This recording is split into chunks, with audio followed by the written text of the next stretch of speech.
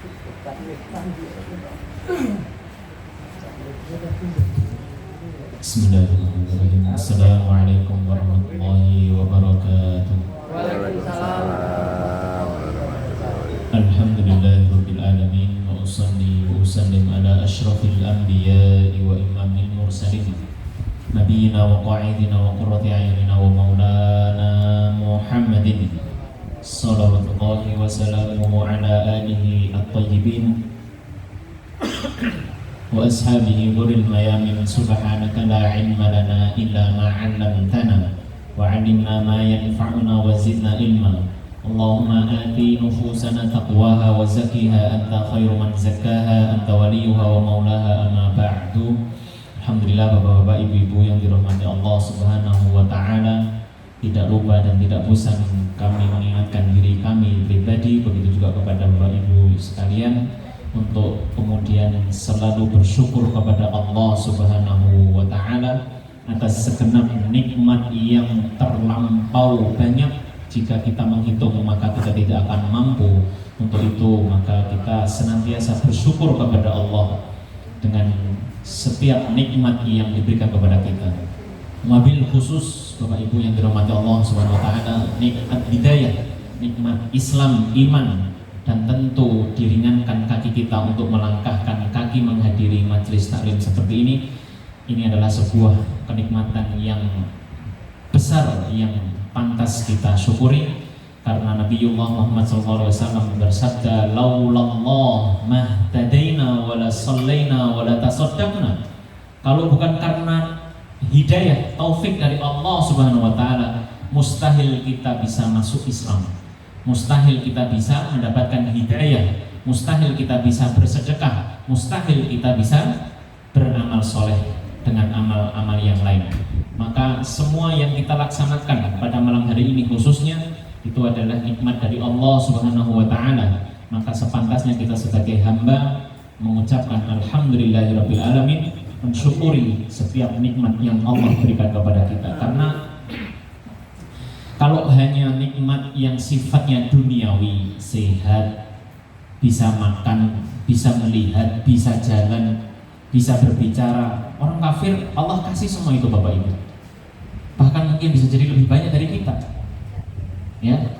Tapi kalau nikmat yang berupa petunjuk, hidayah, kecocokan hati, dimudahkan dalam setiap ibadah, dalam setiap sholat, dimudahkan untuk membaca Al-Quran, dimudahkan untuk bersedekah, enggak semua Allah kasih.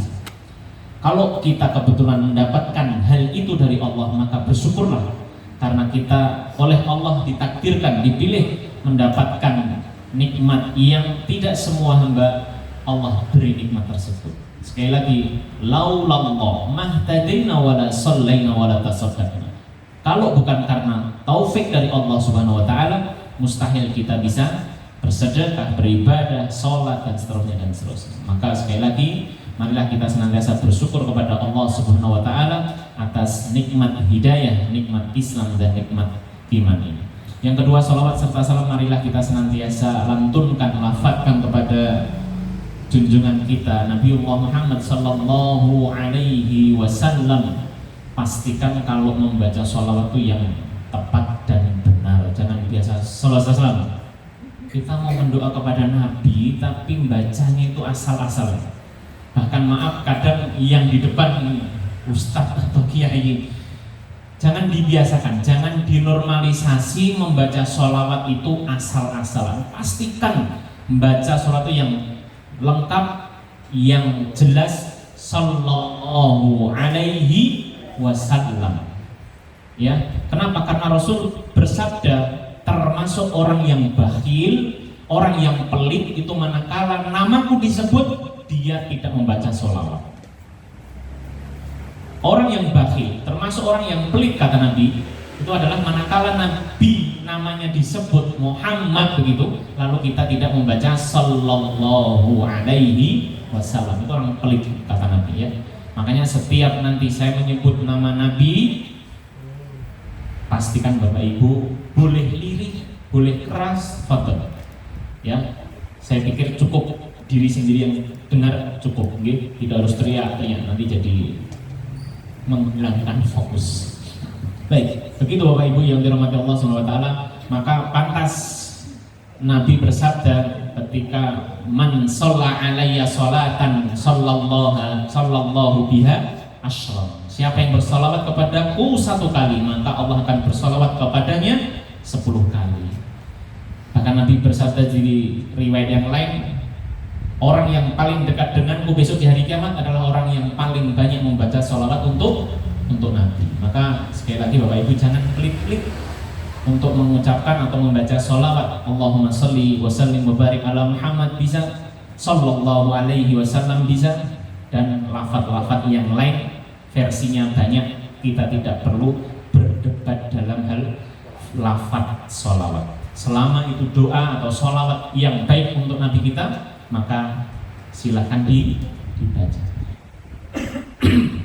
Bapak Ibu yang dirahmati Allah Subhanahu wa taala, monggo dibuka surat Az-Zumar ayat yang ke-67. Insyaallah 1 jam ke depan kita akan membaca beberapa ayat daripada surat Az-Zumar dan menelaah, mentadabburi berdasarkan pemahaman para ulama tafsir, sehingga kita bisa mendapatkan faedah-faedah, sehingga kita bisa mendapatkan ilmu-ilmu yang bermanfaat daripada ayat yang akan kita baca. Sebelumnya mungkin perlu digarisbawahi salah satu keutamaan istiqomah dalam beramal. Itu contoh mudahnya adalah seperti Bapak Ibu malam hari ini yang biasa istiqomah rawuh hadir ngaji, tiba-tiba malam ini ada udzur, ada satu dan lain hal yang kemudian berhalangan. Maka kata Nabi, orang yang sudah melazimi, orang yang sudah mengistiqomai setiap Jumat malam 1 hadir kajian di dalam Bapak Samsudin Falak, kemudian pada satu waktu berhalangan karena mungkin sakit, kemudian atau karena satu dan lain hal, asal bukan karena males ya, maka dia tetap dihukumi dapat pahala seperti amalan yang dia istiqomah. Satu contoh ya. Ini Pak Miftah katanya berhalangan gitu. Nah, kabar gembira buat beliau. Beliau mungkin ada udzur syar'i, ada alasan yang benar-benar membuat beliau tidak bisa hadir, padahal biasanya beliau selalu hadir. Maka malam hari ini beliau tetap diberi pahala oleh Allah seperti hadir ketika ngaji seperti ini. Selama alasannya bukan tadi nih, malas. Kalau malas beda cerita Bapak Ibu. Maka Bapak Ibu biasakan aja mencari amal soleh yang sekiranya ringan dan bisa kontinu. Nanti kalau Bapak Ibu ada halangan tidak melakukan itu, oleh Allah tetap diganjar. Misalnya Bapak Ibu membiasakan habis subuh itu masukin 2.000 ke kotak kenceleng masjid. Jadi pulang atau berangkat ke masjid subuhan atau pulang masukin 2.000 setiap hari.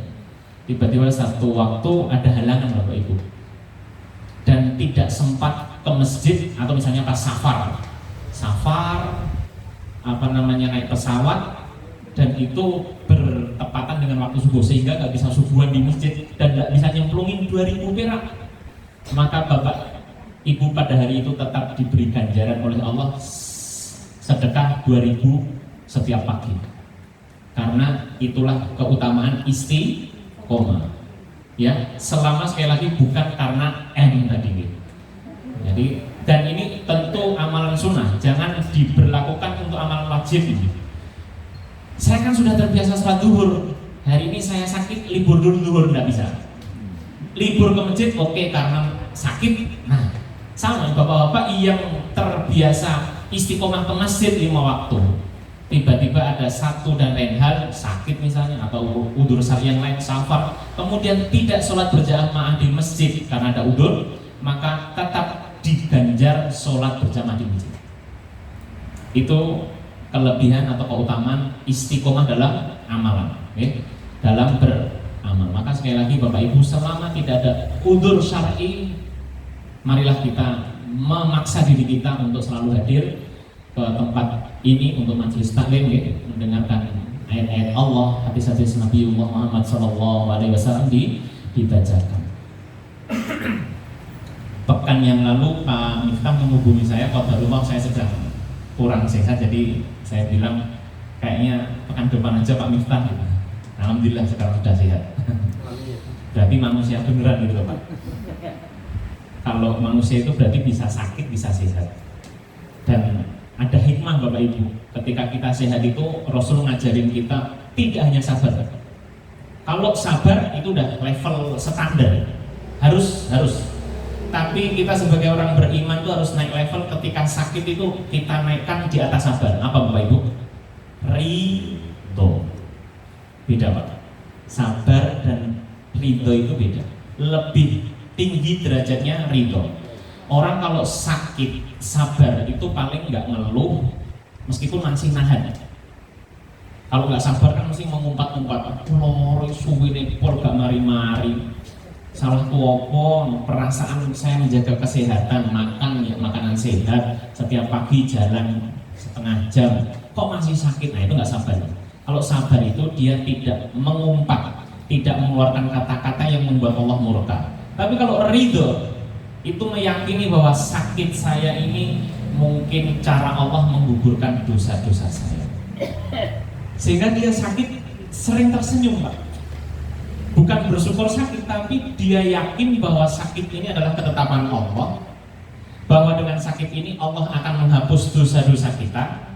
Karena Rasul bersabda, ma min wasobin wala nasobin wala hammin hatta syaukah illa kafarallahu biha khataya au kama qala. Nabi bersabda, Bapak Ibu, tidaklah menimpa seorang mukmin, bisa laki bisa perempuan, rasa sedih, rasa sakit, kecewa, galau, atau bahkan sampai duri yang menusuk kakinya. Kalau dia sabar, Allah hapuskan dosa-dosa dia dari sebab rasa sakit, sedih, kecewa, bahkan tadi ketusuk duri di kakinya, asal sabar.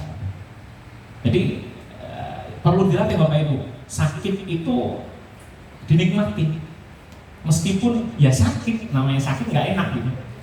Tapi nggak boleh ngeluh, nggak boleh suudon sama Allah, harus husnudon, Itu kunci Bapak Ibu. Kalau sakit itu jangan mikirin, aduh lah kerjaanku gimana, lah nanti, aduh makin parah Bapak Ibu kalau mikir begitu. Udah kalau sakit istirahat, banyakin istighfar. Kalau memang perlu ke dokter ya ke dokter, kita ikhtiar. Apapun yang disampaikan oleh dokter kita taati dalam rangka ikhtiar kesehatan. Insya Allah diberi pahala semua itu. Sabar ketika sakit dapat pahala. Berangkat ke dokter karena ikhtiar mendapatkan kesembuhan dapat pahala. Meminum obat sebagai wasilah, sebagai sarana mencari kesembuhan, insya Allah berpahala. Tapi jangan meyakini yang menyembuhkan obat.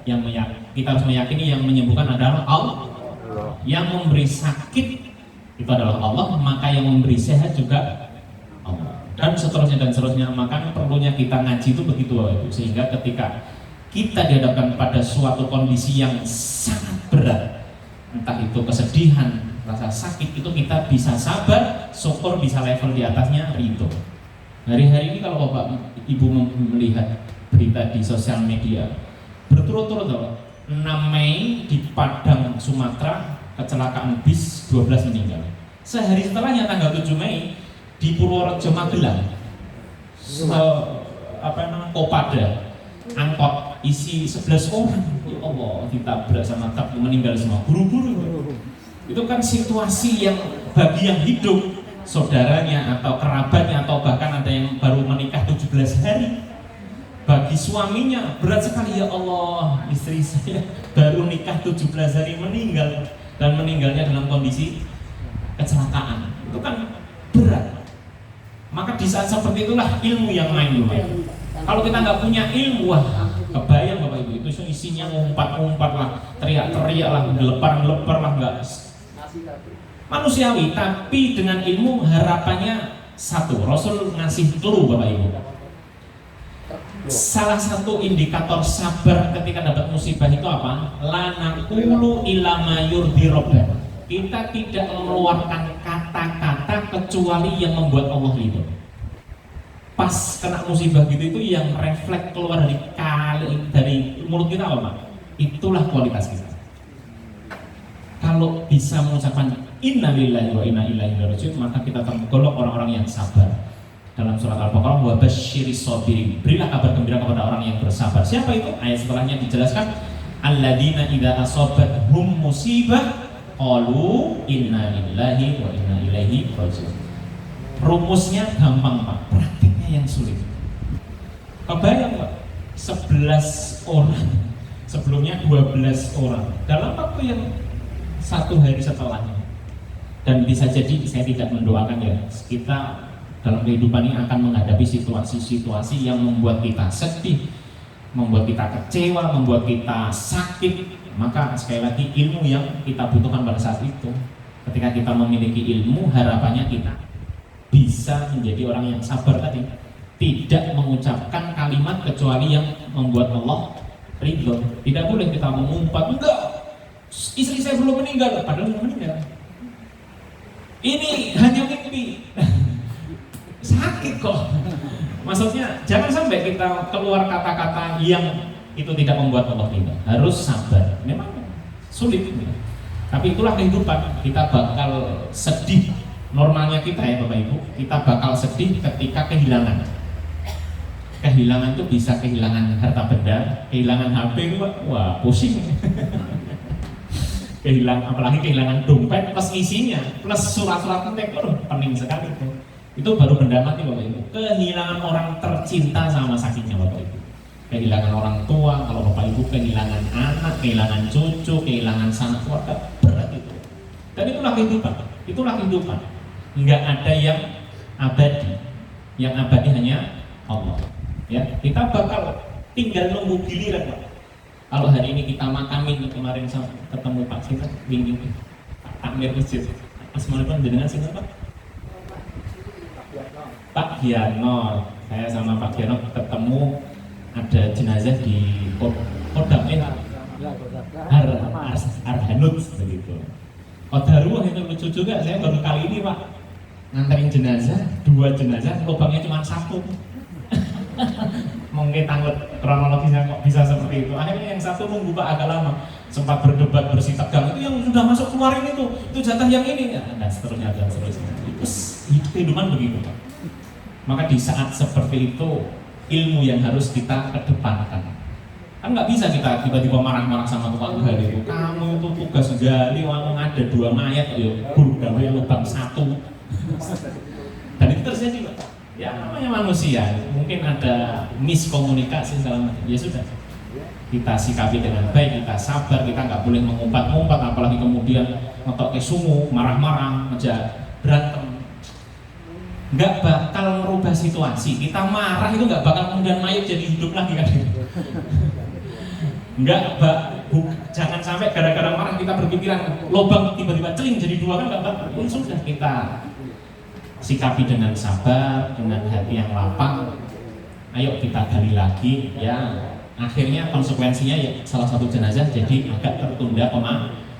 Ya, bisa dievaluasi, jangan sampai terjadi seperti itu, gimana itu terjadi dan seterusnya. Banyak dinamika kehidupan. Saya pikir Bapak Ibu lebih banyak makan asam garam kehidupan daripada saya. Tapi poinnya adalah hanya ada 2 kata dalam kamus orang beriman Bapak Ibu. Nabi bersabda, ajaban li amril mu'min inna amrohu kullahu lahu khair. Sungguh menakjubkan, perkara orang beriman itu sungguh menakjubkan, dan itu tidak dimiliki kecuali orang beriman. Apa? In asobatu sarra syakara wa in asobatu dharra sabar. Di orang beriman itu cirinya cuma 2 Pak. Kalau dia dapat sesuatu yang mengenakin, menyenangkan, membahagiakan, bersyukur. Nah, kalau dapat sesuatu yang nggak enak, apapun itu, apapun bentuknya, apapun kronologisnya, ini kok kesalahan begini, tidak usah berlarut-larut nyari kambing hitam. 1, kalau nggak enak, sabar, selesai. Dan dua-duanya kebaikan buat orang beriman. Dia bersyukur atas kenikmatan yang dia terima, kebaikan buat dia. Dia bersabar atas sesuatu yang nggak mengenakan dia, itu kebaikan. Dan itu tidak didapati kecuali oleh orang beriman. Baik, itu prolog Bapak Ibu, mukadimah, mudah-mudahan Bapak Ibu jadi melek, tidak makin redup, karena kita akan membaca ayat-ayat Allah dalam surat Az-Zumar.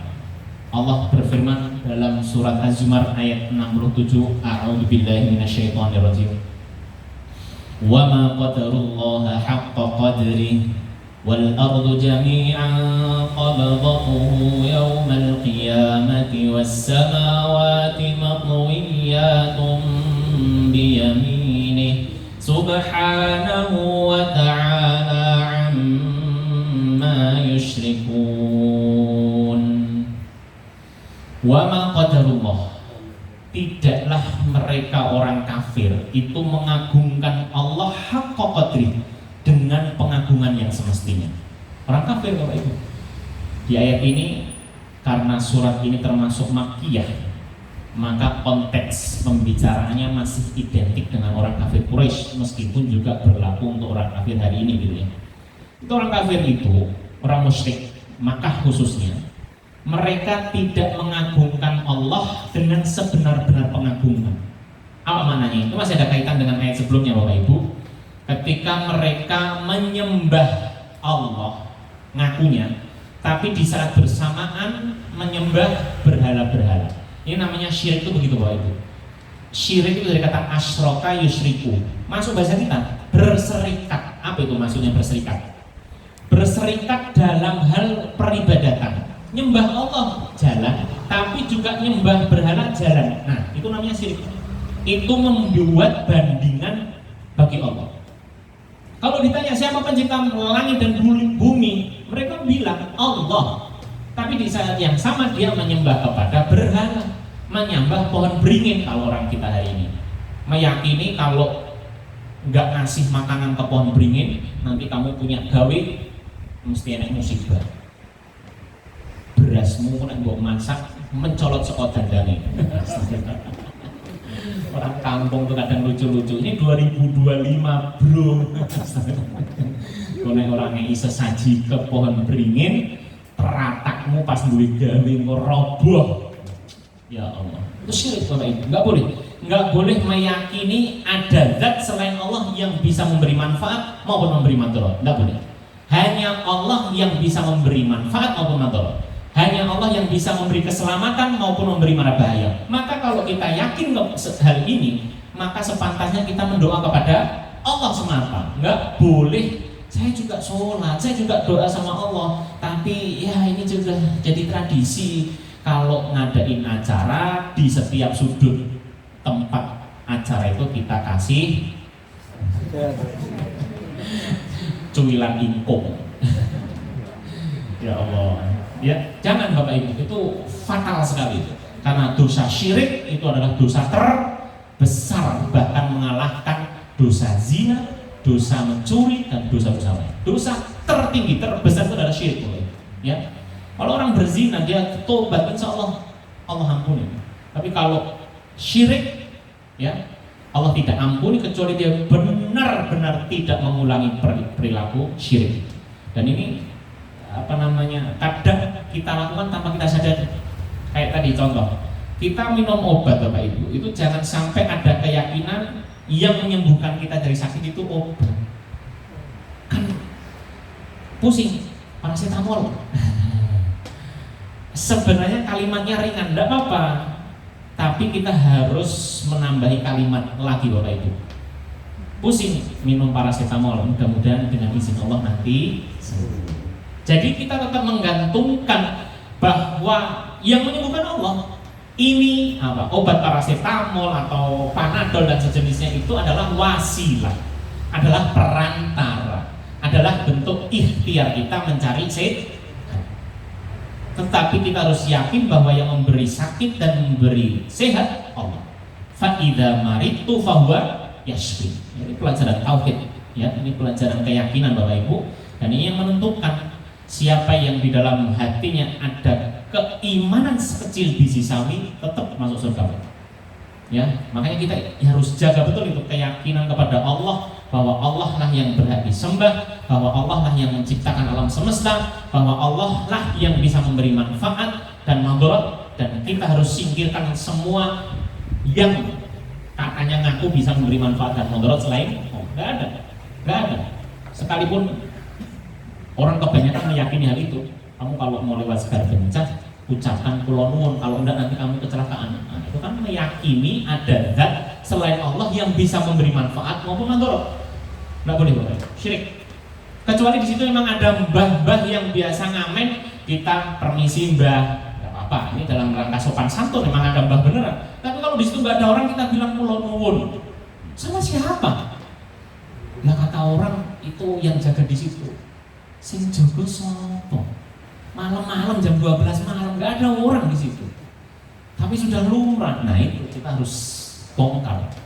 Harus tinggalkan keyakinan-keyakinan yang bisa mengarah kepada kesyirikan, mengganggu keyakinan kita kepada Allah, dan Allah murka seperti Bapak Ibu, ya. Allah murka ketika kita menjadikan bandingan, menjadikan tandingan untuk Allah, ya. Nah, orang kafir Quraisy di ayat ini disebutkan wa ma qadarullaha haqqa qadri. Mereka orang-orang kafir Quraisy itu mengagungkan Allah dengan tidak semestinya.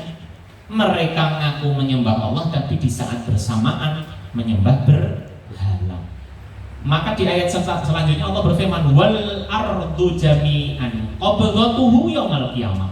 Padahal bumi ini, bumi yang luar biasa besar ini, jami'an seluruhnya qabdatuhu yaumal qiyamah, oleh Allah digenggam dalam genggaman Allah besok pada hari kiamat.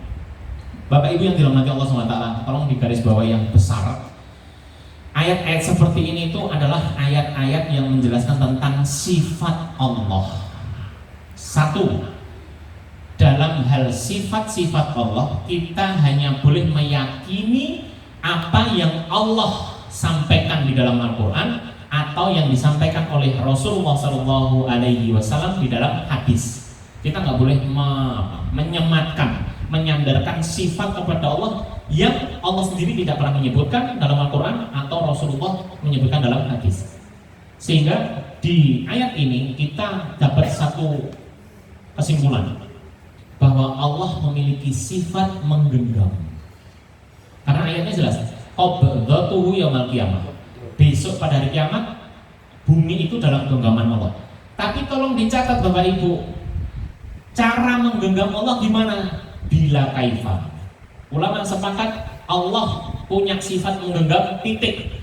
Tidak boleh kita melanjutkan dengan pertanyaan cara menggenggamnya gimana? Enggak boleh. Kenapa? Karena Allah Khaliq, Allah itu pencipta. Laisa kamitslihi syai'. Allah itu tidak ada yang menyamai sedikit pun. Apalagi kemudian direka-reka dengan imajinasi kita versi makhluk, enggak bakal sama itu. Menggenggamnya begini, ya itu kan tangan kita. Nggak boleh kita menyamakan menggenggamnya Allah dengan cara menggenggamnya makhluk. Nggak boleh. Makanya para ulama, tadi poin yang pertama adalah menetapkan sifat Allah itu sesuai yang Allah sebutkan dalam Al-Quran atau hadis Rasulullah SAW. Yang kedua, tanpa bagaimana. Tanpa dibagaimanain, karena nggak bakal menjangkau kemampuan kita. Yang ketiga, tanpa menyerupakan. Nggak boleh. Misalnya nanti di kalimat depannya itu ada wassamawatu matwiyatun biyamini, dan langit-langit itu akan tergulung, akan terlipat di tangan kanan Allah. Kita dapat poin bahwa Allah punya tangan kanan.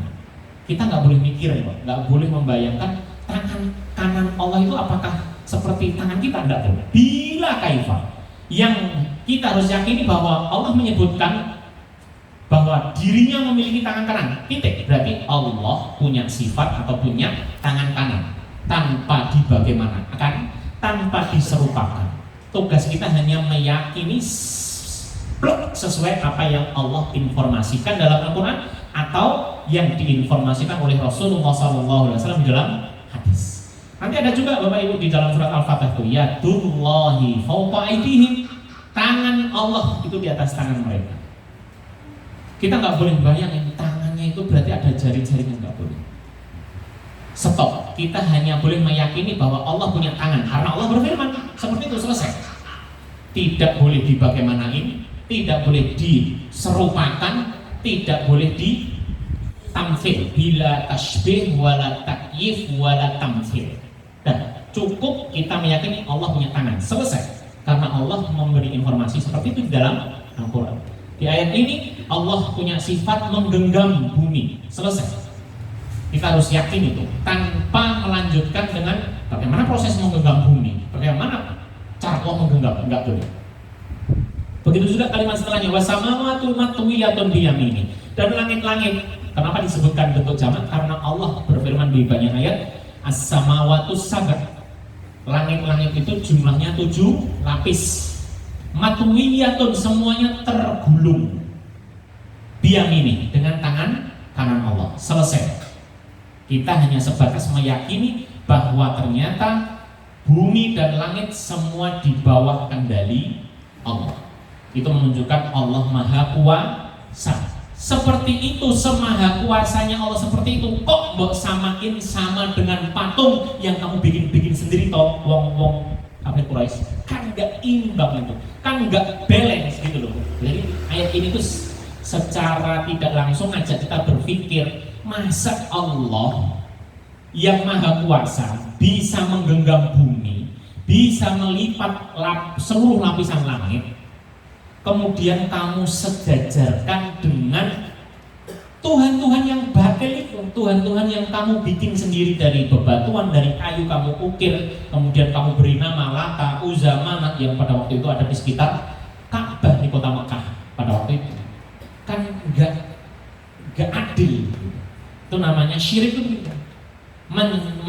Menjadikan bandingan untuk Allah padahal sama sekali nggak sebanding. Satu aja pertanyaan tolong diajukan, kalau memang dia Tuhan, kalau memang Lata, Uzza dan segala macam patung yang ada di kota Makkah pada waktu itu benar Tuhan, tanyain kepada mereka sudah menciptakan apa sih? Satu saja pertanyaan, tolong dijawab. Nggak bakal terjawab Bapak Ibu. Coba Bapak Ibu sekarang cari sesembahan selain Allah. Anggaplah pohon beringin yang keramatkan di kota Semarang.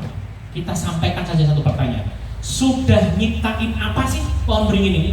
Kok sampai orang hari ini begitu taat menyembah, memberi sesaji dan seterusnya? Sudah nyiptain apa? Boro-boro nyiptain, keluarin mesin pemotong aja roboh dia. Kan begitu. Masa kayak begini dijadikan sesembahan? Maka sedungu-dungu manusia adalah orang yang berlaku kesyirikan.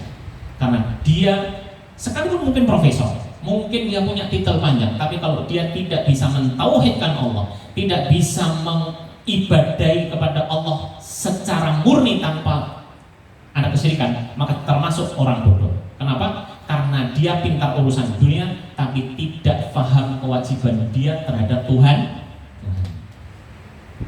Baik. Subhanahu wa ta'ala amma yusyrikun. Maka Allah mengakhiri ayat ini dengan mensucikan dirinya. Subhanah, maha suci Allah. Allah menegaskan bahwa dirinya suci, bersih dari segala sifat-sifat yang tidak pantas untuk dirinya yang disematkan oleh orang-orang kafir.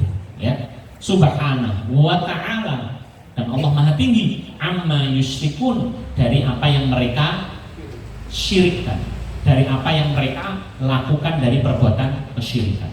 Ya, jadi kalau boleh saya sedikit keluar dari konteks ayat ini, Bapak Ibu, ketika kita hidup di era seperti ini, mungkin menyembah berhala sudah tidak tidak terlalu booming seperti masa ketika ayat ini turun. Tapi sama sebenarnya, cuman beda judul. Hari ini kita ngaku Muslim, Bapak Ibu, sholatnya menghadap kiblat, oke. Tapi ketika kita meyakini bahwa yang memberi rezeki kepada kita adalah bos kita, musibah, Bapak. Musibah itu. Yang memberi rezeki itu bukan bos kita, Bapak Ibu. Bos kita atau atasan kita itu hanya perantara rezeki dari Allah. Sehingga Bapak Ibu jangan sampai salah fokus. Sama Allah nggak takut, tapi sama bos takutnya minta ampun. Apa buktinya? Kalau azan Bapak Ibu lebih manut sama mandor, tidak taat sama Allah menghadiri masjid. Nah, itu masalah berarti. Kalau sudah dipanggil sama Allah, hayya 'alas shalah, hayya 'alal falah, tinggalin semua yang berkaitan dengan dunia. Nah, tapi kan kita ikut aturan kerja, Ustaz. Pertimbangkan lagi kerja di tempat itu. Wah, hari ini kan lagi musim PHK. Kalau kita keluar terus kerja apa? Yakin Allah ngasih rizki kepada hambanya. Wa ma min dabbatin fil ardi illa 'alallahi rizquha. Tidaklah hewan melata atau manusia yang berjalan di muka bumi kecuali rizkinya menjadi tanggung jawab Allah. Saya ulang, menjadi tanggung jawab Allah. Tugas kita apa? Menyembah Dia. Rizki tanggung jawab Allah. Se-ekstrim itu Bapak Ibu kalimatnya. Illa 'alallahi rizquha. Ala itu kalau diartikan secara bahasa Indonesia di atas. Atas Allah. Maksudnya apa? Atas tanggungan Allah. Jadi rizki kita itu tanggung jawab Allah, Bapak Ibu. Lah terus tugas kita apa? Nyembah Allah. Wa ma khalaqtul jinna wal insa illa liya'budun, Bapak Ibu. Ini penjelasannya harus komprehensif ini. Kita kan iya setuju kita sholat, kita beribadah kepada Allah, tapi kan kita juga butuh makan, betul. Kita butuh bekerja, betul. Tapi jangan sampai kita dalam rangka nyari rizki, bekerja itu kan nyari rizki, Bapak Ibu, tapi lupa sama perintah sang pemberi rizki. Kan lucu, Bapak Ibu. Kita semangat pol bekerja, judulnya nyari rizki, tapi dipanggil oleh Allah sang pemberi rizki kose-kose. Kan lucu. Hayya 'alas shalah kose, engko dhuwur engko jam 2:30 kan yo sah. Burung ada nasab. Masalahnya, Bapak Ibu. Berarti kita ada pemahaman yang belum sempurna terhadap keyakinan kita kepada Allah. Maka, tapi kalau Bapak Ibu sudah pada pensiun nih, khususnya yang masih muda itu bekerja, tolong kalau emang di tempat kerja dipersulit sholat, dipersulit nutup aurat, tinggalin, cari kerjaan yang lain. Yakin sama Allah, pasti ada ganti yang lebih baik. Meskipun mungkin di awal-awal pusing dulu nih, wah nggak dapat kerjaan, saya keluar karena di kerjaan saya nggak boleh nutup aurat, nggak boleh pakai jilbab. Demi mempertahankan itu saya keluar, pusing nih nggak ada kerjaan. Yakin aja sama Allah, ya. Kalau Allah masih menetapkan nyawa kita, artinya kita masih diberi usia, maka Allah pasti akan menjatah rezeki kita. Kalau sudah selesai atau sudah sempurna jatah rezeki kita, berarti itu waktunya kita pulang, alias meninggal. Bahasa-bahasa yang biasa disebar oleh kita di dalam sosial media itu telah berpulang ke rahmatullah. Saya sama teman-teman merubah, Bapak Ibu, narasinya. Telah dicukupkan rizkinya saudara atau bapak atau ibu. Orang meninggal itu berarti sudah disempurnakan rizkinya. Sudah selesai, dia sudah nggak dapat rizki lagi, Pak. Lah, kapan diputuskan jatah rizki dia? Ditentukan jatah rizki ketika dalam masa kandungan 40 hari yang ketiga. Inna adakum yusma'u khalquhu, hadis arba'in keempat. Nanti Bapak Ibu silakan dibuka hadis arba'in Nawawi, karya Imam Nawawi, hadis keempat. Rasul bersabda, inna adakum yusma'u khalquhu fi batni ummihi arba'ina yawman nutfatan. Sesungguhnya seorang di antara kalian itu penciptaannya itu diawali dengan di dalam perut ibunya arba'ina yawman nutfatan. 40 hari pertama berupa nutfah. Apa itu nutfah? Air mani. Bapak Ibu, Nabi itu nggak pernah belajar biologi, tapi statement beliau nggak pernah bertentangan dengan ilmu sains modern hari ini. Kenapa? Wahyu kok. Beliau mengucapkan semua itu karena wahyu dari Allah. Kita lanjutkan. Arba'ina yauman nutfatan. 40 hari pertama berupa nutfah. Tsumma yakunu alaqatan mithla dzalik. Kemudian 40 hari yang kedua berupa alaqah, segumpal darah. Tsumma yakunu mudghatan mithla dzalik. Kemudian 40 hari ketiga berupa segumpal daging. Bahasa kita embrio. 40 kali 3 120 dibagi 30 berarti berapa bulan? Berapa? 4 bulan. Apa yang terjadi di 4 bulan, Bapak Ibu? Kita dengarkan penjelasan Nabi. Tsumma yursalu ilaihil malaku fayanfukhu fihi ruh. Maka kemudian setelah 40 hari yang ketiga atau 120 hari atau bulan keempat, Allah mengutus malaikat untuk meniupkan ruh. Maka kalau anak atau jabang bayi di usia 4 bulan ibunya ngombe pil aborsi, dia membunuh satu jiwa. Dia membunuh jiwa. Dia sama saja membunuh seorang jabang bayi. Karena ada bapak ibu itu orang aborsi minum pil atau segala macam biar anaknya mati di dalam aja, dia nggak lahir, mungkin karena hubungan terlarang dan seterusnya dan seterusnya. Maka sama saja dia sudah membunuh satu jiwa. Karena usia kandungan 40 hari yang ketiga atau 120 hari atau bulan yang keempat, Allah sudah tetapkan ruh bagi janin tersebut. Dan ditetapkan 4 perkara, biqadri rizqihi wa ajalihi wa amalihi wa syaqiyun aw sa'idun. Bapak Ibu coba ini bayangin, di hari yang ke-40 ketiga atau 120 hari atau bulan keempat itu Allah tetapkan rizkinya. Allah tetapkan rizkinya. Ini yang ngendika Rasul sallallahu alaihi wasallam. Kita harus yakin itu ya. Jangan percaya sama dokter tapi sama Rasul nggak percaya. Masalah musibahnya. Bikat rizkinya sudah ditetapkan. Wa ajalihi, dan ajalnya. Ajal itu berarti kapan dia lahir dan kapan dia meninggal. Sudah ditetapkan. Kita itu hanya ngikutin skenario Allah. Allah sudah punya ketetapan. Kapan kita mati itu Allah sudah punya ketetapan. Hanya saja kita nggak dikasih tahu. Nanti ada hikmahnya. Kenapa kita nggak dikasih tahu ketetapan Allah? Kita lanjutkan dulu.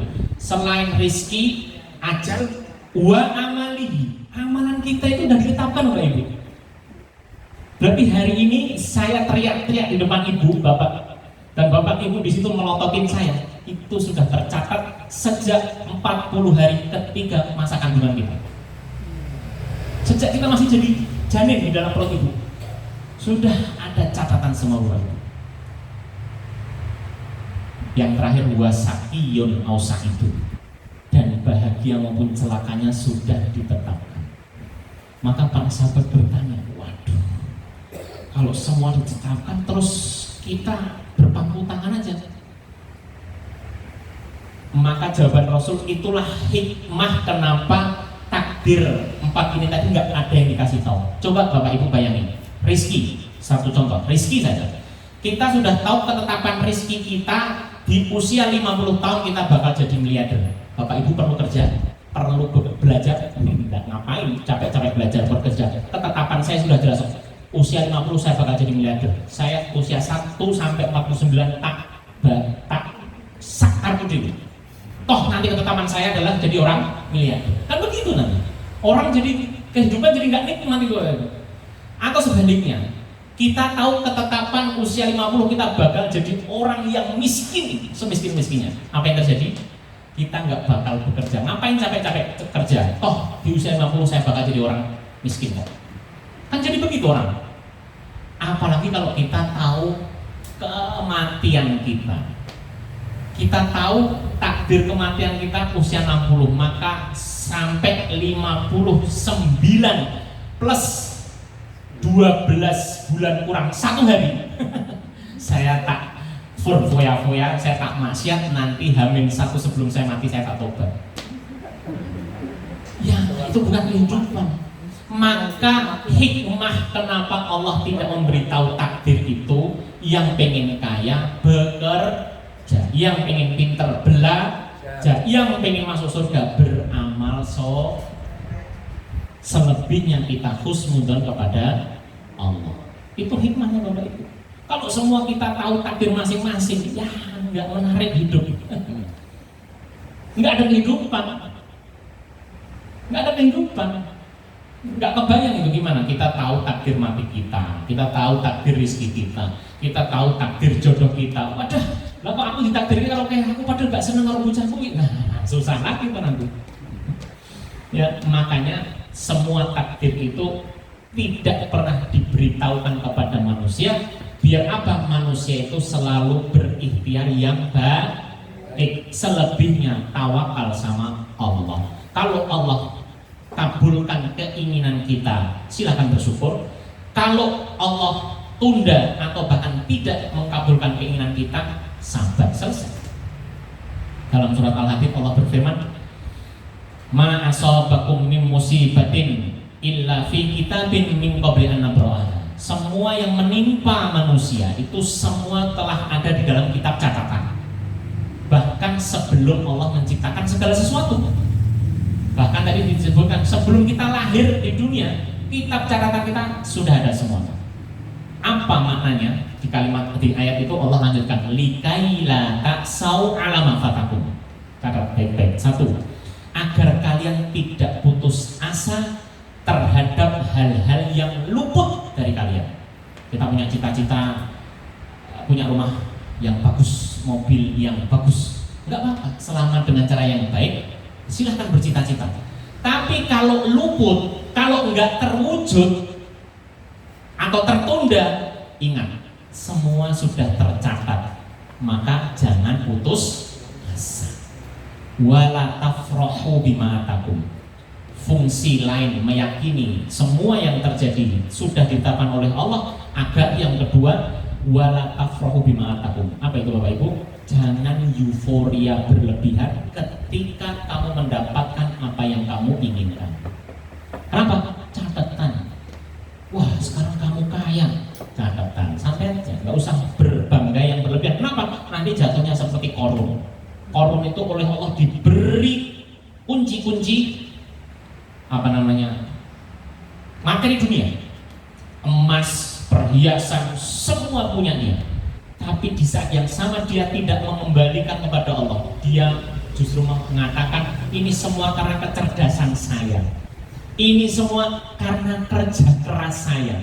Oleh Allah ditenggelamkan di bumi beserta harta kekayaannya. Sebagai bentuk pelajaran buat kita, jangan niru Korun.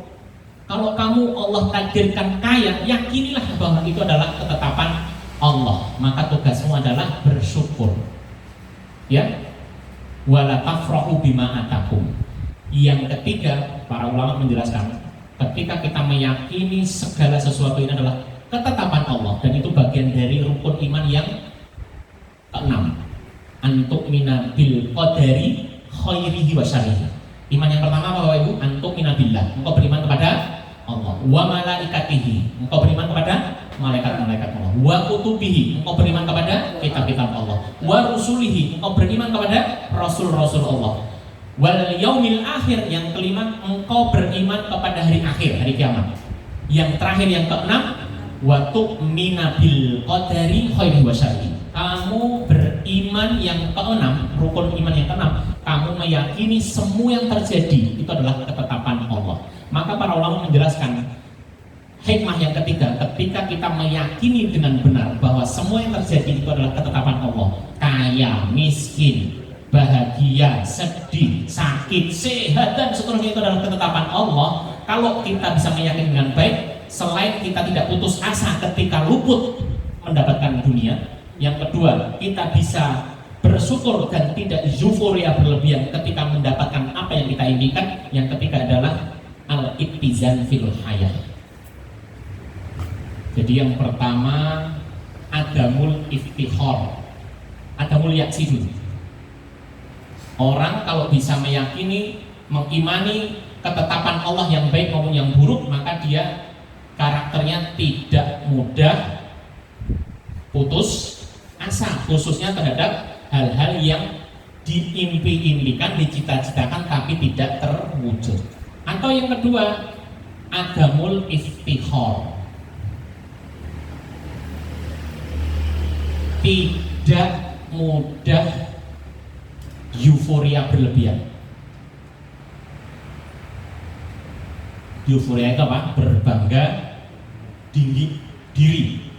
Berbangga diri. Kenapa? Kalau dapat kenikmatan, bersyukur, itu hanya catatan dari Allah. Yang ketiga ini yang penting Bapak Ibu, yang tidak kalah penting, semuanya penting ya. Al-ittizan fil hayah.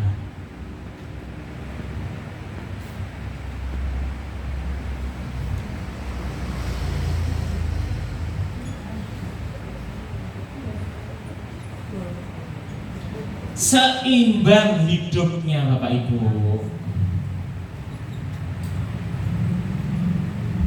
Wah, ini materi mahal ini. Orang kalau meyakini bahwa semua yang terjadi dalam hidup dia adalah ketetapan Allah, pasti hidupnya itizan, seimbang. Dia bisa bersedih, dia bisa bersyukur, tapi sewajarnya. Manusiawi. Kita ditinggal mati keluarga kita, sedih. Nabi aja menangis ketika putranya Qasim dan beberapa putranya meninggal lebih dulu daripada Nabi, nangis. Nangis, wajar, manusiawi. Tapi tidak boleh berlarut-larut sampai kemudian mengumpat-umpat suudzon kepada Allah, marah-marah mengucapkan kata-kata yang dimurkai Allah, sampai kemudian aku malas ngaji meneh, bapakku wis mati kok. Misalnya, aku gak gelem ngaji meneh, ngapain? Aku gak dimbok saiki. Oh, sak penting uripku saiki ora nombok wis kaya urip tanpa, ibarat burung tanpa sayap misalnya. Tidak boleh. Orang kalau punya iman terhadap qada dan qadar, terhadap ketetapan Allah yang baik maupun buruk, hidupnya seimbang. Dia tetap sedih, namanya manusia. Dia tetap sedih, tapi sewajarnya. Dia bisa senang, tapi sewajarnya. Jadi kalau boleh saya gambarkan, orang beriman itu fluktuatifnya wajar. Tapi orang kalau nggak beriman kepada qada dan qadar, Pak, itu bisa dilihat dari ketika dia senang pasti berlebihan, Pak. Wah, tinggi banget. Apa efeknya kalau orang senang berlebihan? Nek pas sedih, kelepok, lorone pola. Udah itu bisa dilihat itu, Pak. Jadi dia kehidupannya fluktuasinya itu ekstrim banget. Nek pas gue kenikmatan, gue lah dibikin vlog. Halo guys, saya hari ini dapat uang 100 juta ya.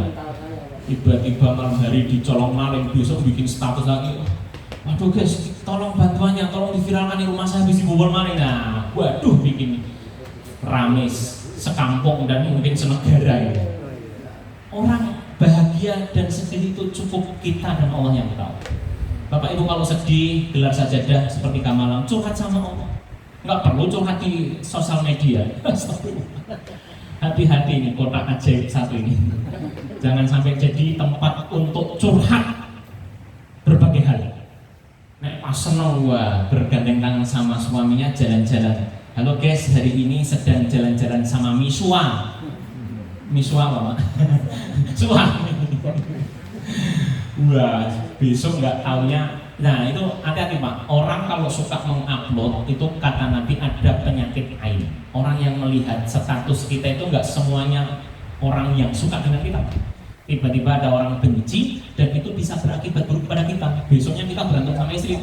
Wah, istrinya bikin status. Guys, mata saya merah ini kemarin habis ditendang sama suami. KDRT, bikin status. Makanya jangan latah Bapak Ibu. Kita bolehlah hari ini megang HP, tapi jangan kemudian ikut kebanyakan orang dikit-dikit bikin status, dikit-dikit punya. Hati-hati Bapak Ibu punya cucu di foto di upload. Ya kalau yang lihat foto cucu kita itu terus mendoakan barokallah Bu, semoga cucunya jadi anak yang soleh solihah. Tapi kalau yang lihat orang benci sama kita terus gimana, Pak? Doain Allah anaknya kalau ngomong gede lah jadi bedes. Terus gimana itu, Pak? Ya kita kan nggak tahu yang lihat status kita apakah semua suka dengan kenikmatan yang Allah berikan, kita nggak tahu. Maka saya termasuk pantang sekali bikin status tentang keluarga saya, apalagi foto istri saya tak pajang, wanita terindah dengan hidupku. Koyo ora tau padu ae. Saya pikir nggak ada rumah tangganya yang pernah berantem, jadi nggak usah tanya. Berarti Ustaz Pak pernah berantem, nggak usah ditanya. Nah biasa sama istrinya kadang juga ada selisih paham.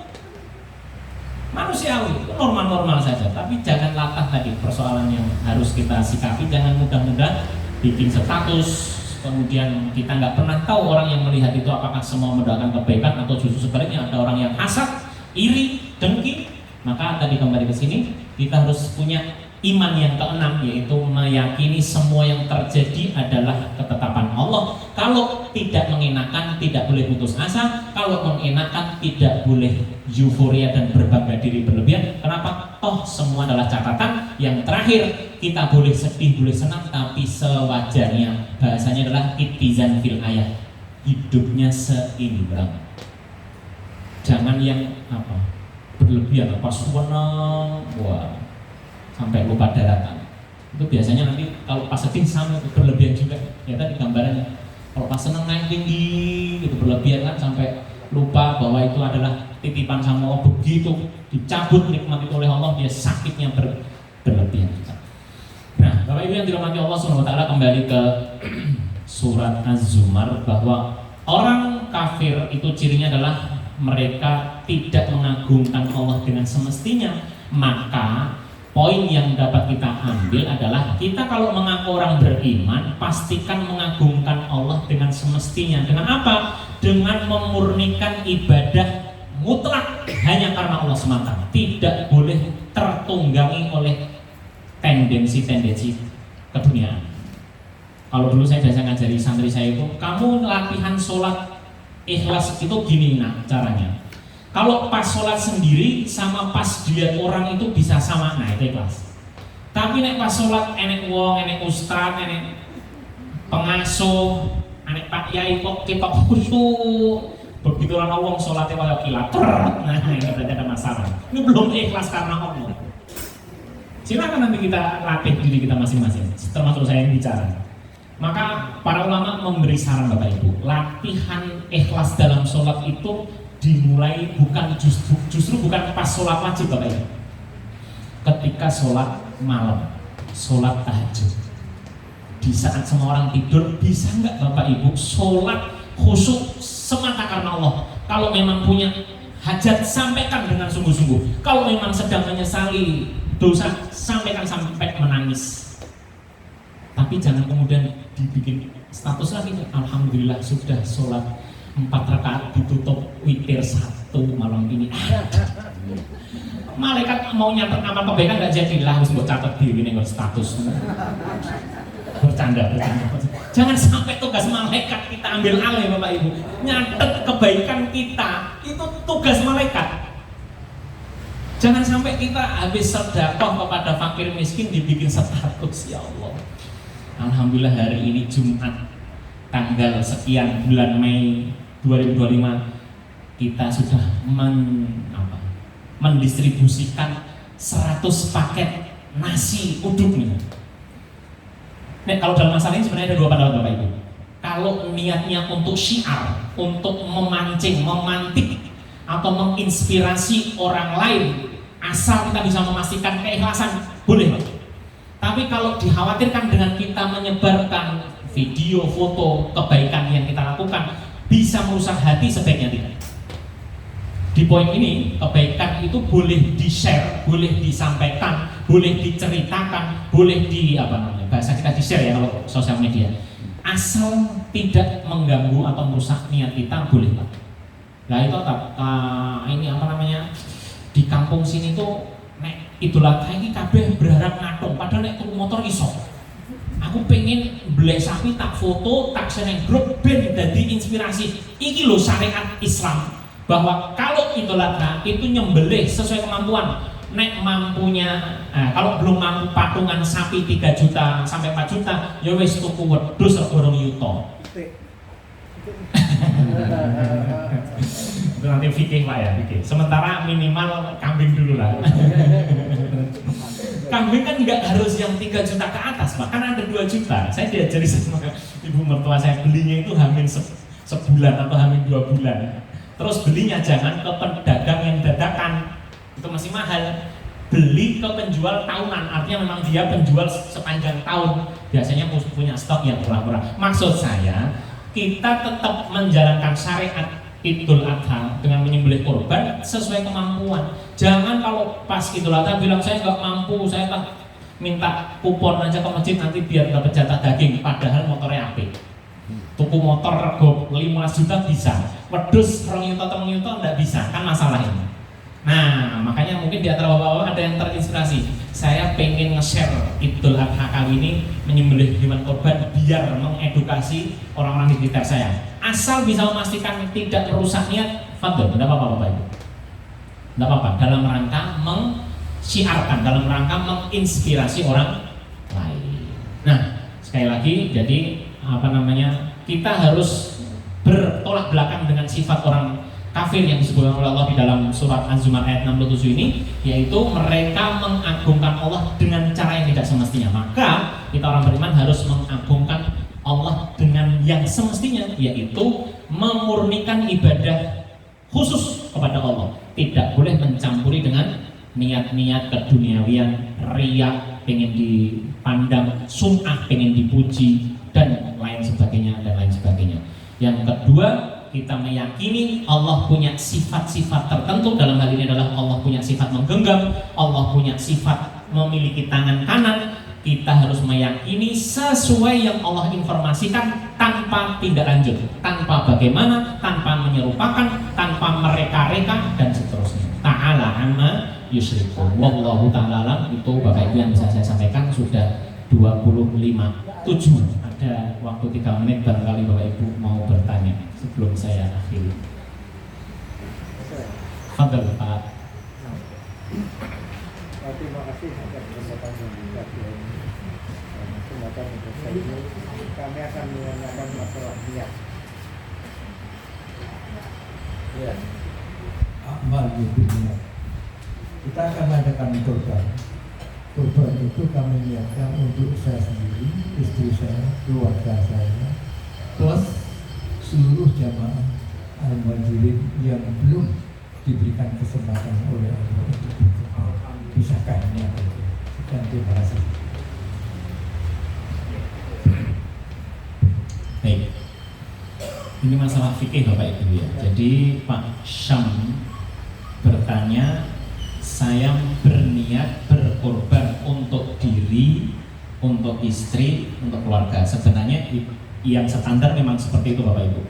Bahkan para ulama mengatakan anak yang masih di dalam kandungan kalau perlu dizakat juga apa. Misalnya jenengan, istri, anak yang sudah lahir 3 di kandungan,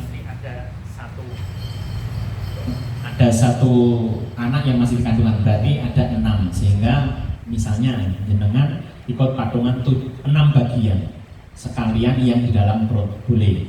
Sekarang yang ditanyakan adalah sekalian para jamaah yang belum diberi kemampuan, begitu Pak? Berarti itu nanti akadnya sebentar, saya harus rinci dulu. Jamaah yang belum berkemampuan itu ada real jumlahnya Pak? Misalnya 10 misalnya, ada real? Itu jamaah itu jamaah dulu. Jamaah yang hadir di sini maksudnya, yang kita sering ikut ngaji majelis taklim ini. Yang belum diberikan kesempatan oleh Allah Iya. untuk berkorban. Secara umum tidak ada masalah. Ya, bahkan jenengan misalnya nih, bahasanya bukan meniatkan lagi loh. Yang tidak mampu siapa? Ini tak kasih uang 3 juta, nanti antum beli kambing atau antum ikut bagian sapi. Siapa lagi yang belum mampu? Ini saya kasih 5 juta, nanti ikut beli kambing ya, yang gede 5 juta kan lumayan gede Pak ya. Boleh. Nah, luar biasa itu. Begitu Pak, secara umum orang mau sedekah nggak ada halangan. Tapi bahasanya kalau diniatkan untuk seluruh jamaah, sebentar, saya kok belum menemu fikihnya ya. Saya belum menemu fikihnya Pak. Kalau niat untuk bersedekah dalam artian tadi, biar yang belum mampu jadi bisa mampu untuk berkorban, wah luar biasa itu. Didata saja Bapak Ibu ngacung yang belum, atau bahasanya bukan ngacung lah ya, nanti japri saya atau ngelis gitu. Maka kemudian kita berikan, asal bukan bohongan ya, nanti nggak ikut nggak mampu korban, motornya rego 30 juta misalnya, beli cash lagi, waduh lah ini. Nah jadi prinsipnya gitu Pak, kalau mau memberi sedekah kepada yang belum mampu itu nggak ada larangan. Tapi kalau bahasanya niat untuk berkorban ke semua jamaah yang belum mampu, saya boleh minta waktu untuk menjadi PR Pak, daripada saya jawab salah, ini urusan agama. Kalau gini Pak, kalau misalnya jenengan keluarga cuma 5 misalnya, total 5, jenengan langsung beli sapi 5, dagingnya dibagikan ke jamaah, malah nggak apa-apa itu.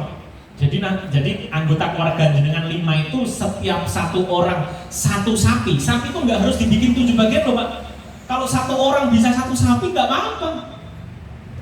Terus dagingnya dibagikan terus jamaah, itu nggak ada masalah. Itu tidak perlu pembahasan fikih yang jadi PR saya. Tapi kalau meniatkan saya berkorban untuk keluarga saya, istri dan keluarga beserta seluruh jamaah, itu saya butuh buka kitab lagi Pak. Saya belum bisa menjawab. Tapi kalau yang tadi, misalkan jenengan karena oleh Allah diberi kemampuan kelebihan harta, kemudian langsung memutuskan menyembelih sapi setiap anggota keluarga satu. Kalau orang lain kan mampunya satu sapi dibagi 7 bagian. Nah, karena jenengan punya kelebihan harta, saya sendiri, istri sendiri, anak saya 3, masing-masing juga 1 sapi sehingga total 5 sapi. Itu nanti dagingnya saya bagikan ke jamaah, itu nggak perlu pembahasan. Boleh, halal. Dan insya Allah kebaikan yang luar biasa. Tapi kalau meniatkan korban untuk seluruh keluarga dan seluruh jamaah yang belum mampu, saya butuh penjelasan lebih dalam. Dan sekali lagi saya tidak berani menjawab malam ini. Saya minta waktu untuk jawab. Cekap Pak? Atau G?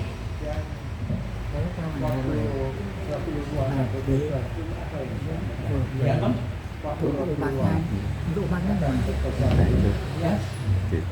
Ketika Rasulullah akan berkorban, G. Untuk umatnya, Niat untuk umatnya. Iya. Iya, artinya begini Pak. Apa yang disampaikan oleh Rasulullah berniat untuk berkorban untuk umatnya itu bukan menggugurkan kewajiban mereka. Mereka tetap harus berkorban masing-masing. Kalau dipahami Rasul berniat untuk berkorban untuk umatnya, berarti kita nggak usah berkorban Pak, sudah diwakili Rasul. Kan nggak begitu pemahamannya. Artinya itu kebaikan hati Rasul, iya. Tapi kewajiban masing-masing kita untuk berkorban bagi yang mampu tetap jalan. Untuk itu sehingga hari ini kita masih berkorban. Kalau difahami Rasul kan berniat untuk berkorban untuk umatnya. Kalau dengan begitu cukup menggugurkan kewajiban kita sebagai umatnya untuk berkorban, hari ini kita nggak belum berkorban Pak, udah diwakili Nabi kok. Kan nggak begitu. Jadi tidak apa, nggak ada masalah Nabi mau berkorban untuk umat segala macam, itu kebaikan hati Nabi. Tapi masing-masing kita ketika diberi kemampuan oleh Allah itu ada syariatnya. Siapa yang tidak berkorban padahal dia mampu, silakan menjauh dari masjid kami. Itu bahasa-bahasa semacam ancaman. Kalau kamu mampu ya lakukan syariat ini, karena itu syariat sejak zaman Nabi Ibrahim. Begitu Pak? Cekap nih. Pak Sam, cekap.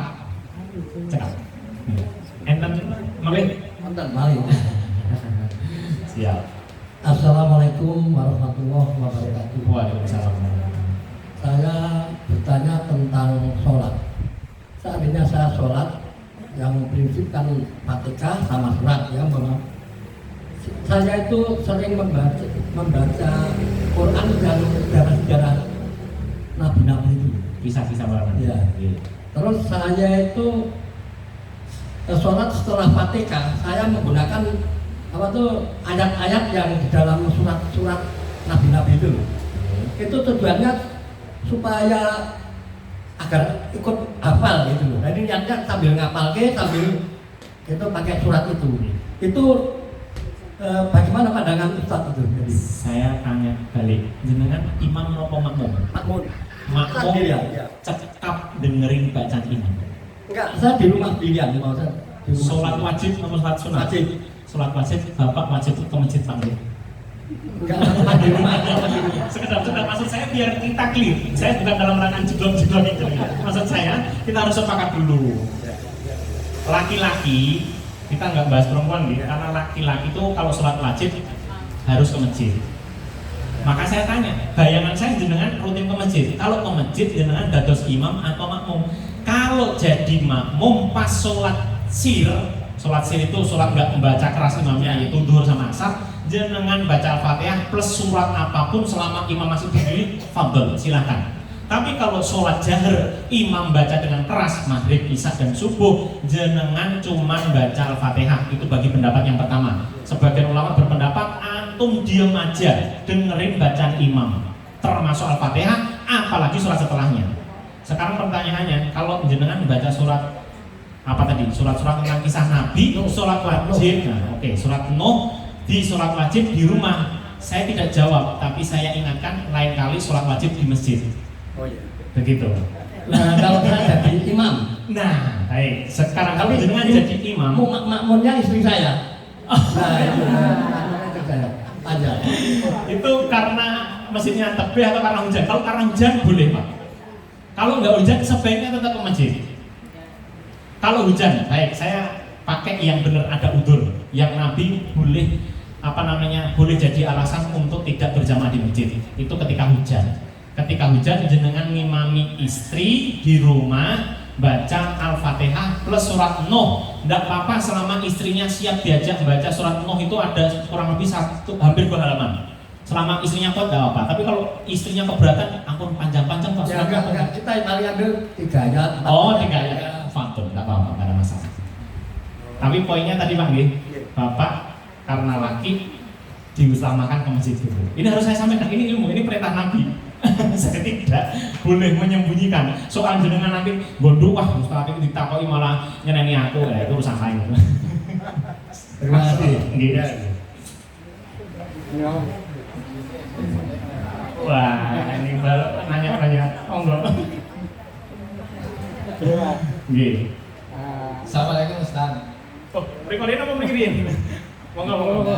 Ini nyampaikan aja dari jamaah untuk pelaksanaan Idul Kurban di jamaah ini, insya Allah hari Jumat. Mudah-mudahan bareng kita Pak. Oh ya, yang saya tanyakan itu kan kita sudah melaksanakan pagi khutbah Jumat, khutbah Idul Adha, terus siang khutbah pelaksanaan Jumat. Itu pelaksanaan gimana? Cekap, setengah. Ya, Sekalian Pak, kalau jawab setelah ini terakhir gitu. Kasih ibu-ibu. Sekalian mawon, nggih. Sholat suruh tuh Pak. Salat suruh, nggih. Itu di masjid apa di rumah? Nggih. Cekap. Nggih, baik. Ada 2 Bapak Ibu. Saya coba jelaskan dengan seksama dan dalam tempo sesingkat-singkatnya. Kalau ini karena saya pernah membahas secara khusus Pak. Jadi kalau ada hari Idul Fitri maupun Idul Adha bertepatan hari Jumat, tidak ada 2 hari raya dalam 1 hari. Sekali lagi khusus bapak-bapak. Kalau ibu-ibu kan memang nggak pernah Jumatan gitu. Tapi tidak apa-apa, ini buat ilmu.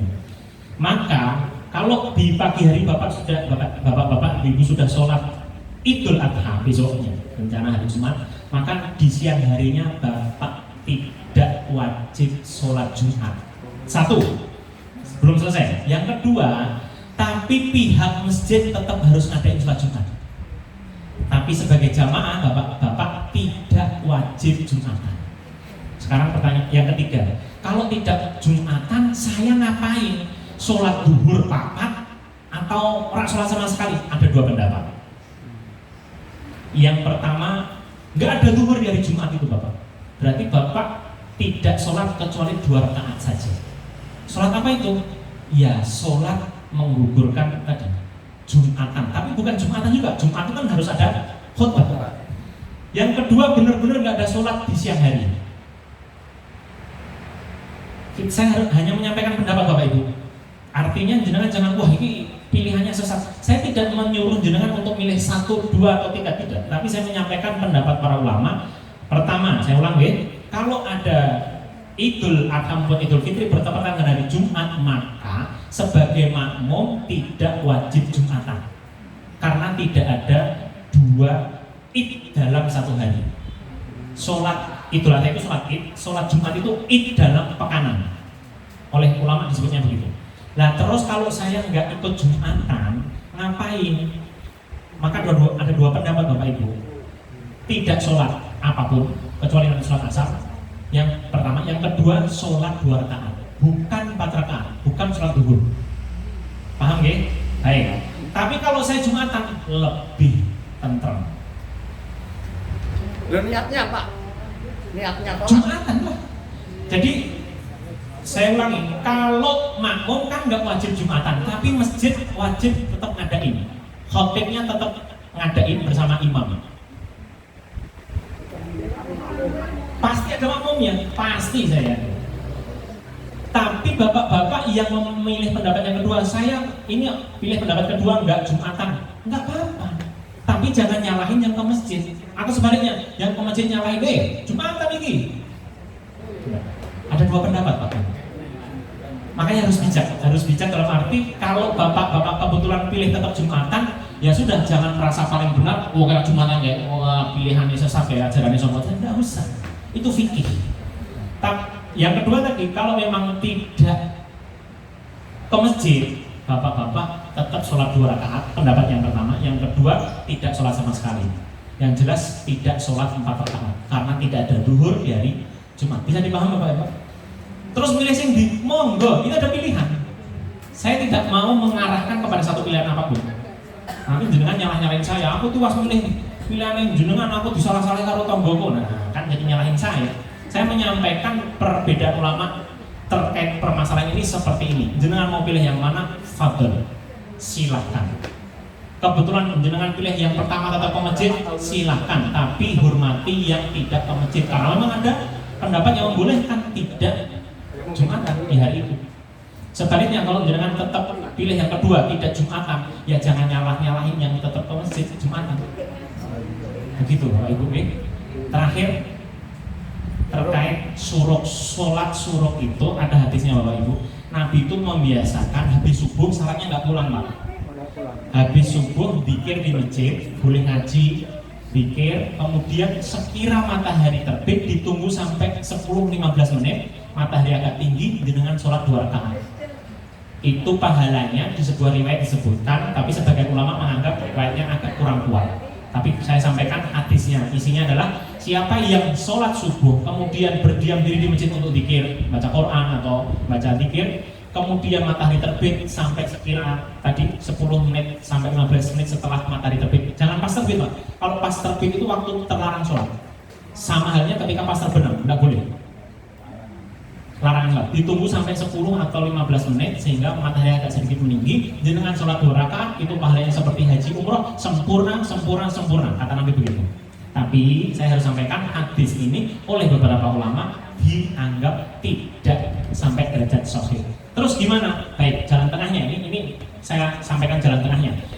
Kita membiasakan perbuatan itu boleh Pak, membiasakan, termasuk saya sendiri juga begitu. Habis subuh saya usahakan kalau nggak ada acara yang mendesak, saya zikir sampai sekira matahari terbit, saya tunggu sampai 10-15 menit, setelah itu sholat 2 rakaat tanpa meyakini pahala yang haji umroh sempurna. Kenapa? Hadisnya kurang kuat. Kalau hadisnya kurang kuat, tidak bisa dijadikan pegangan. Tapi amalan seperti itu di riwayat lain disebutkan Rasul membiasakan. Termasuk istrinya itu biasa membaca wirid habis subuh sampai sekitar matahari terbit. Kemudian Nabi bilang, wahai istriku, maukah saya tunjukkan kepada kamu sebuah zikir? Kalau kamu baca 3 kali saja, pahalanya lebih baik daripada zikir yang mau baca sejak subuh sampai matahari terbit. Mau tahu Pak? Sekarang atau pekan depan? Subhanallah wa bihamdi adada khalqi wa ridha nafsi wa zinata arsy wa midada kalimati. Dibaca 3 kali. Subhanallah wa bihamdi adada khalqi. Bisa ditirukan? Subhanallah wa bihamdi adada khalqi wa ridha nafsi wa zinata arsy wa midada kalimati. Kalau kamu baca ini 3 kali, kebaikannya, pahalanya lebih besar daripada wirid yang kamu baca sepanjang waktu sejak subuh sampai jam berapa itu tadi, matahari tadi. Itu kata Nabi. Artinya kebiasaan berdiam di masjid sampai matahari terbit agak sedikit tinggi terus sholat 2 rakaat silakan dilakukan. Mudah-mudahan jadi amal ibadah yang ini. Berarti nggak di rumah lah ya? Bukan di rumah, syaratnya di masjid. Wallahu ta'ala a'lam. Saya kira cukup sekian Bapak Ibu, nanti tambah makin lama makin malam saya takut mendolimi Bapak Ibu. Kita tutup kafar majelis. Subhanallahumma wa bihamdik, asyhadu an la ilaha illa anta, astaghfiruka wa atubu ilaik. Kurang lebihnya mohon maaf. Assalamualaikum warahmatullahi wabarakatuh.